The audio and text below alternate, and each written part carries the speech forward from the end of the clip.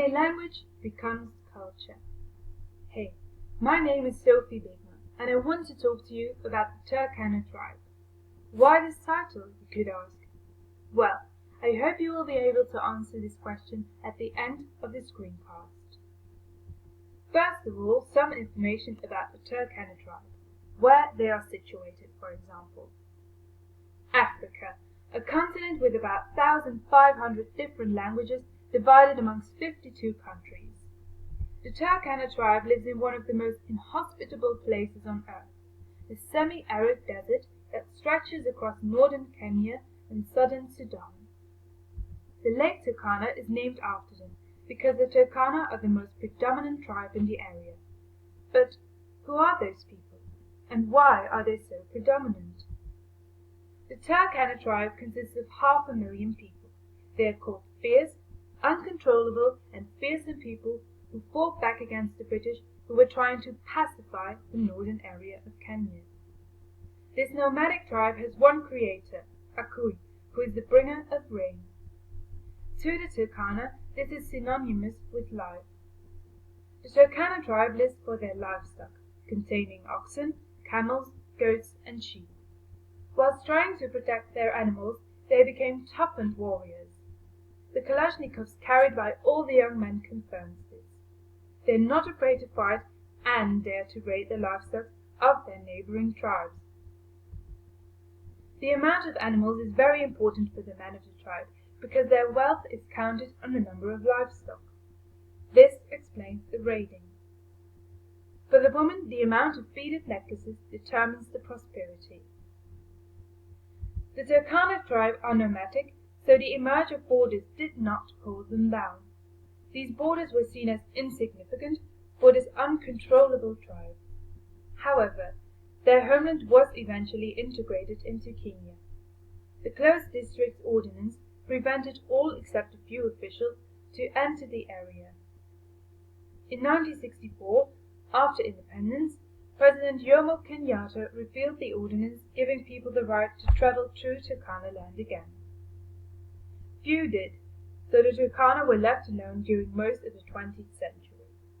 Their lifestyle didn't go through major changes. They were isolated from the rest of the country and thereby didn't feel much pressure to adapt their lifestyle to that of modern Kenya. One of the aspects that show they didn't adapt is a perseverance to their language. The Turkana language is just one of 69 in Kenya. The fact that African countries have so many different languages between their borders results in bad communication and understanding. This incomprehension is fatal for obtaining cohesion. For Kenya, the answer to solve this communication problem has been to adapt a language that is understandable for everyone. Swahili became Kenya's lingua franca after the independence. Originally, it was a language for trade, so it was barely a written language. Swahili mixes local Bantu dialects along the East African coast with elements of Arabic, Portuguese, French, and German, and of course English. This lingua franca would help to unite the country and the conflicting tribes.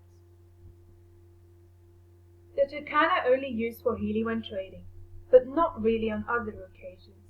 They go to the market of Loki and use Swahili to negotiate with non-Turkana shopkeepers. They need to because Turkana is not being taught at school, while Swahili and English are. This is why young Turkana who do go to school, which aren't much, are at risk of losing their mother tongue. For those who don't go to school, life stays the same. They simply don't know another way of life. They, on the other hand, are in danger of becoming completely isolated and therefore not having the possibilities of education and the chance of becoming involved in the modern Kenyan society. However, this means that their language and their identity doesn't get lost. But for how long? Early explorers and British administrators were never able to exert any influence on the Turkana tribe. They must have felt intimidated by this fearsome warrior tribe. This might have helped the Turkana to preserve their culture and their language. Also, Catholic missionaries have created a script to help help preserving the Turkana language. A standard Turkana orthography based on Roman alphabet is still taught in the missionary primary schools. Kids learn how to write it. But why go to all the struggle to maintain a language which can be considered less worthy than Swahili, which is adopted by the state system and widely spoken in Kenya?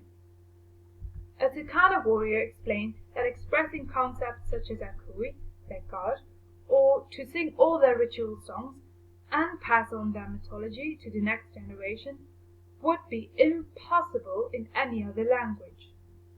This is why I can say that their language is, in fact, their culture, and let's hope that they can keep on protecting their traditions from neighboring tribes and political intrusions so that their unique language and culture will not get lost.